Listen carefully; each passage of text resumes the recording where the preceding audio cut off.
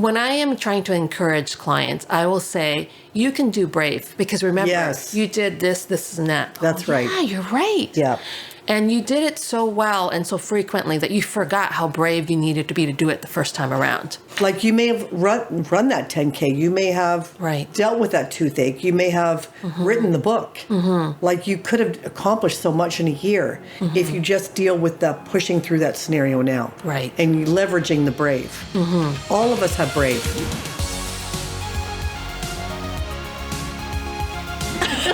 Hi, Mary. Hi, Gillian. Hi, viewers. Hello. Oh my gosh, we get to say that all the time. I know. And you know what? We're still getting used to the whole thing. Yeah. Right? Yeah. So it's probably a little awkward on our part. We're like, because once we start yammering, yeah, like we kind of forget that all this is going on. Right. Which is probably a good thing. Yeah. Give us a few episodes, and before you know, we'll be like rock stars. True. Yeah. Well, that will take a little bit of work. But it's great to see you. Yes, I know. It's really good to see you. And, you know, people think that we probably spend more time together than we actually do. But we text a lot. Yes. We message each other. We live 2 hours apart, unfortunately. We do. And we message each other a lot, but we don't necessarily see each other a lot. I know. Which is, and Gillian loves to send me these video or audio texts of her speaking in different accents and whatever. So she keeps me laughing. Yeah. Yeah. That's my goal. That's right. You sure do it. You do it well. It's my goal. Yeah. Anyway, I love to see you laugh. I love to see your husband laugh. Yes. If I can get your husband laughing. Yes. That's gold for me. Oh, and the two of you get going. I know. I love it. He's got the most infectious laugh. Yes. So today, this is piggybacking actually on the previous episode. Okay. About people pleasing. I thought we were done that. No. Well, I didn't tell you we weren't done with it. So I don't see any people pleasing in these notes. Well, you'll see it come up in conversation. Apparently. All right. So the title of this particular chapter in Dr. Cloud's Never Again, Never Go Back book is Choose Short-Term Comfort Over Long-Term Benefit. Never again. Never again. Don't do that. Don't do it. Don't choose short-term comfort over long-term benefit. But guess what? The whole diet industry and gym industry revolves around this principle. I know. Because people join a gym in January. Yeah. Because they're feeling a little bit pudgy. And then the pain starts and they bail because short-term comfort, here I come. That's right. Back to my couch and TV. Well, I've worked hard, so surely I can have that chocolate. Surely. and lose sight of the fact that they actually want to get in shape for a whole variety of reasons. And I think this is a really good topic because when we do our coaching, this is a constant theme that we're dealing with because, you know, people come for coaching with long-term goals of change in their life. But when they encounter hardship or pain, it's very hard. Like we have to really encourage them through that and help them see that it's a good thing. I know that trainers will say if you feel pain at the next day after you've worked and your muscles are sore, it's a good thing because you've actually worked your muscles. Yes. So why can't we have that same thinking related to psychological and emotional and personal growth? Is that if I'm feeling pain, that's right. Well, I guess there's some bad pain, but if the pain is sort of like this satisfaction of that was difficult, but I did it, right, kind of a pain. Yes. Then growth is on the other side of that.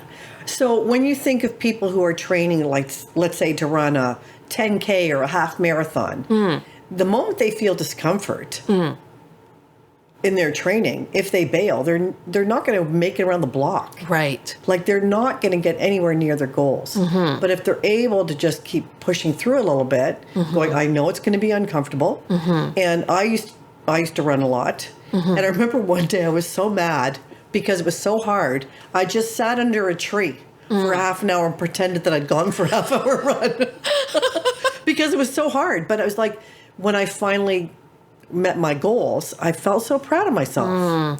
You know what I think that's beneficial in the exercise industry, or also for people who do want to do long distance running, is that there's a lot of science and encouragement around the fact that it takes a long time to get to your goal. But when it comes to changing a relationship or a dynamic or a personal growth area, people seem to think that if I read a book Yes. or listen to a podcast, I'm changed. Apparently. Whereas that that's not the case if it's for physical changes.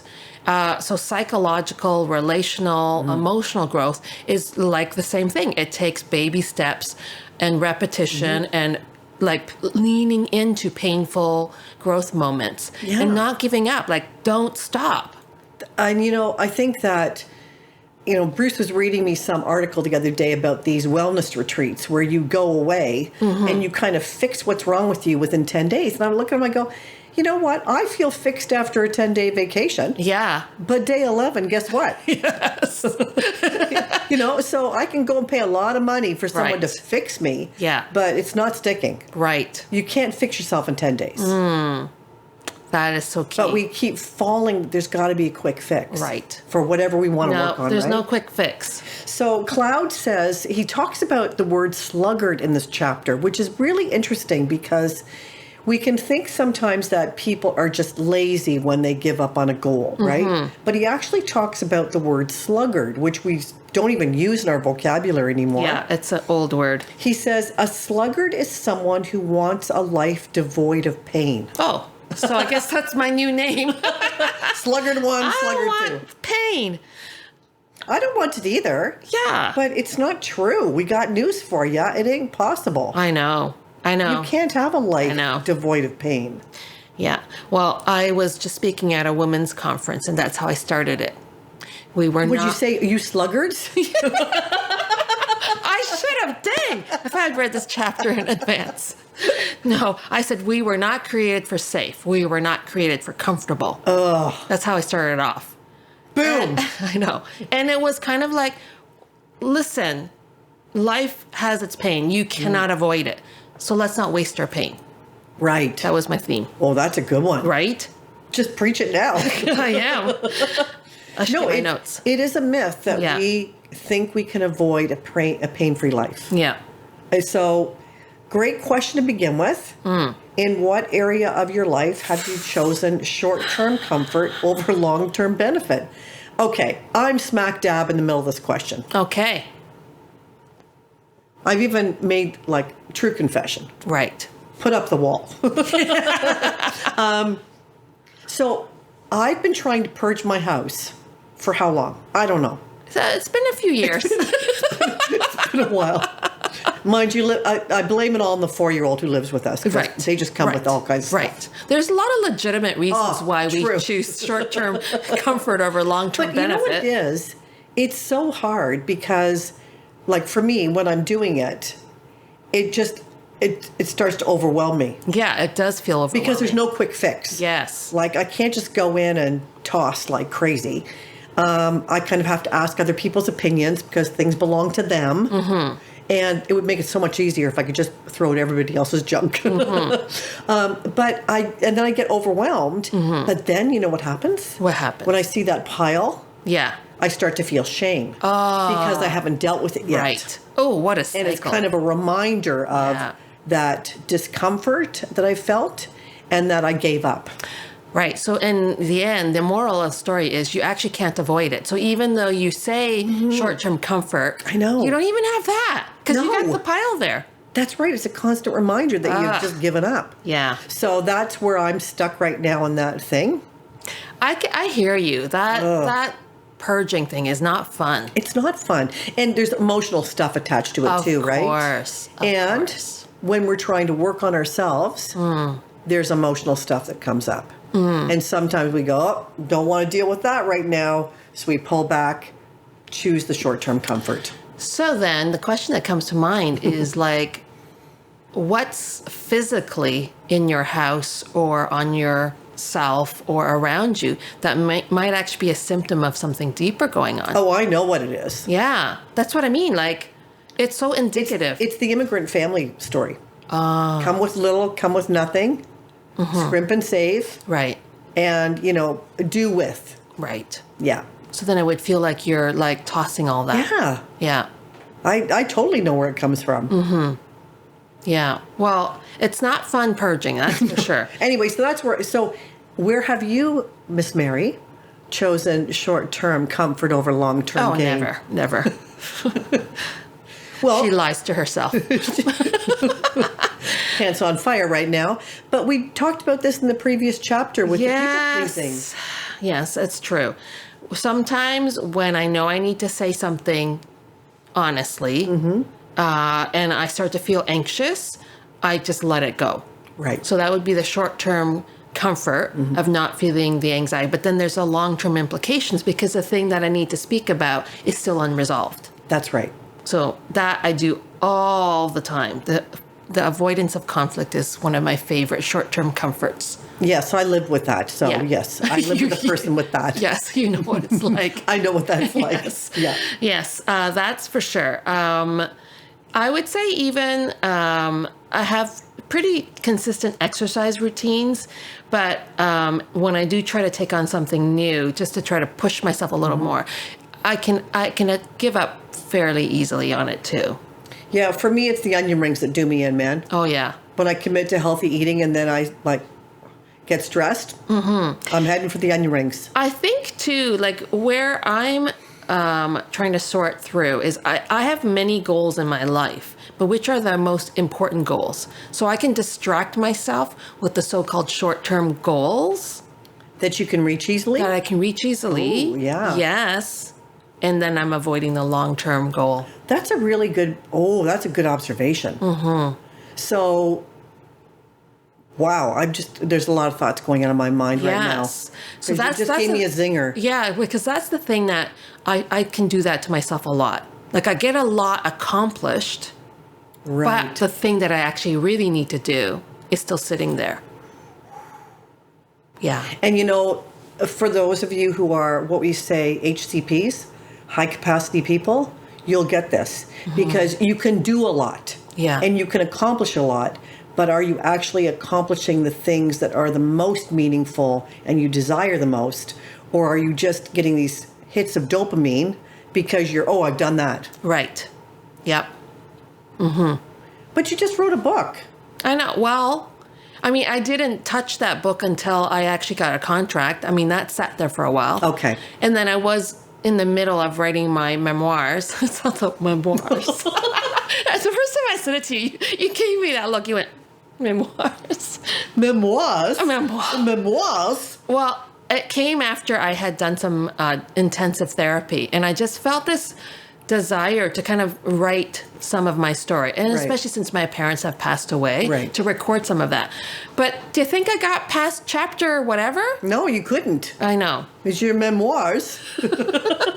So, but actually it's important to me and writing is important to me, but yet I get so busy with the tasks Right. of life.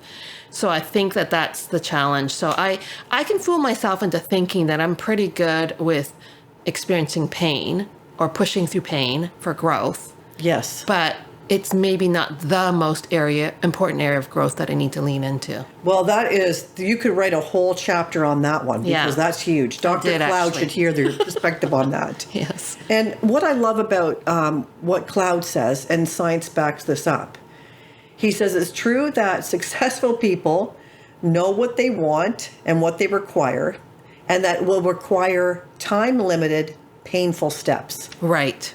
So you going into these bigger goals that you want to achieve, you know you're going to hit the wall. Right. You know you're going to hit the discomfort lines, and you're willing to put up with those. So maybe, as here I'm going on my coach hat, maybe predicting what some of those discomforts are going to be for the big things that you want to achieve and naming them and just writing them out as a writer will help you when they hit. Oh, I predicted that one. Ching!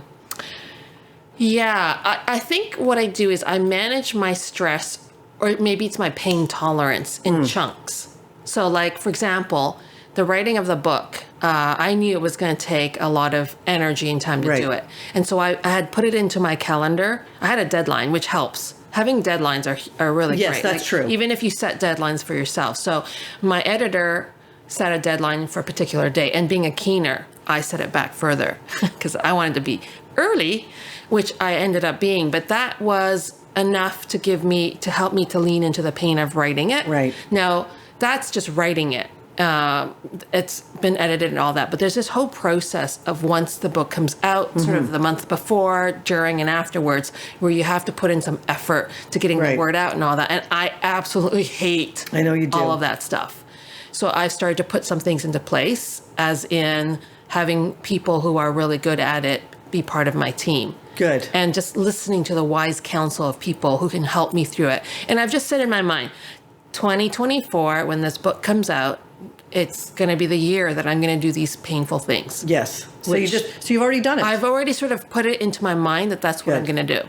So, I mean, that's a really good thing to think about, is for the thing that you want to move towards, this goal that you have in mind, this long-term benefit, what are some of the pain points that you're going to hit along the way, so you can predict them and maybe build some strategies around them, deadlines or whatever it might be, building it, like having a team or of people around you or an accountability partner or whatever it might be, right? Well, that's an important point, because especially if they're big goals, Henry Cloud often talks about, if you don't have the internal structures within yourself to make it happen, then put in place external structures, which would be like deadlines and reminders and all that. But for many people, it's actually having a coach or someone who's an expert or further along the way on that road of your goal. So I have people who come and talk to me now who want to write because they want to understand what the process is like. And I'm a little bit further down the road, so I can give them some structures to help them with that.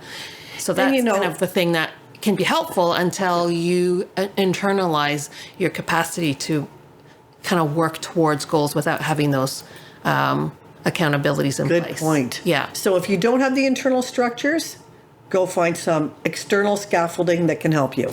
What about those people who think, well, I don't have any goals, or I don't know what my goals are?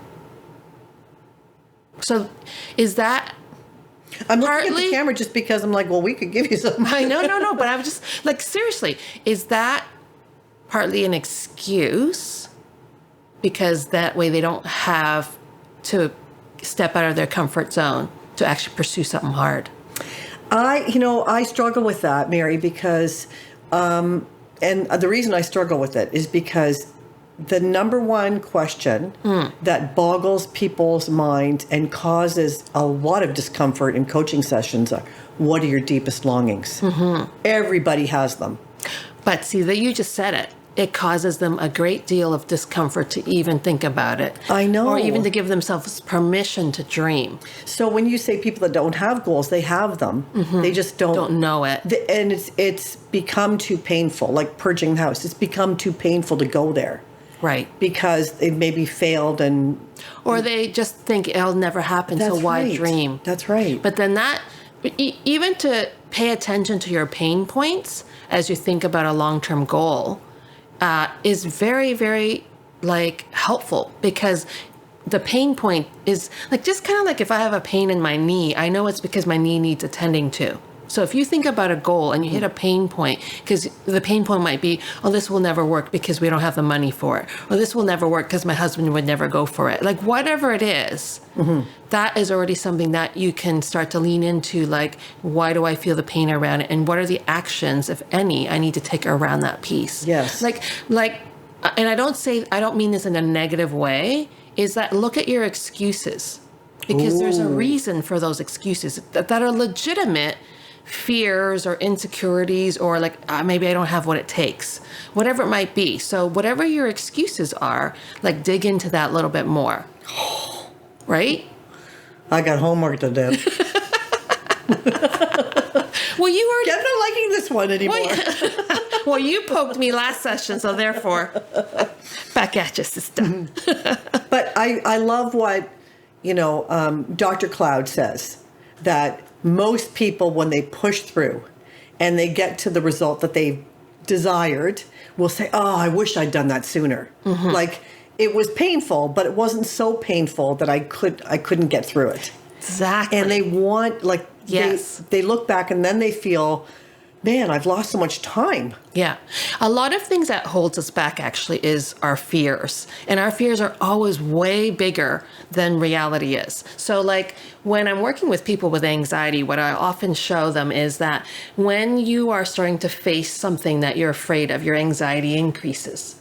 And what happens at that point is we often will avoid it. So we'll go back Yes. But every single time you go up that mountain, it goes higher and higher because that's what anxiety does. It makes us more and more anxious. But if you can push through and come out the other side of the mountain, then you actually recognize, wait a minute, that was actually just a little hill. And not only that, I did it. I can handle tough stuff. Yeah. And so if you can do that one, then the next time you face it again, it becomes less and less and less anxiety provoking. But anxiety lies to you and says, I could never do that. That's too scary. That's too big. So if that's what's holding you back, is that you're afraid or you're feeling anxious, go and get some help, because fear should never be the reason why you don't do something. No. No. And you know what? It's the reason I book my dentist appointments first thing in the morning. Right. Because you hate going to the dentist. I don't want to go. I know there's going to be pain involved. Right. I know I'm not going to like it. And so I have to get up, get over there, get it done, and then not think about it for the rest of the day. Mm-hmm. And of course, when I walk in, I go, why didn't I do that sooner? I know. And also, look at me. I just got through a painful experience and I was totally fine. I handled it. Like, we can handle so much. Like, when I am trying to encourage clients, I will say, you can do brave, because remember, Yes. you did this, and that. That's right. Yeah, you're right. Yeah. And you did it so well and so frequently that you forgot how brave you needed to be to do it the first time around. Oh, leverage that. Right? Like, seriously. Yes. So remember, in your life, if you think about the tough stuff you faced and overcome and endured, Yeah. you can do brave. So one of the things that I like about what he calls pain avoidant patterns. Yes. So Call it what it is. Along with your bravery and all the brave steps you've taken, Right.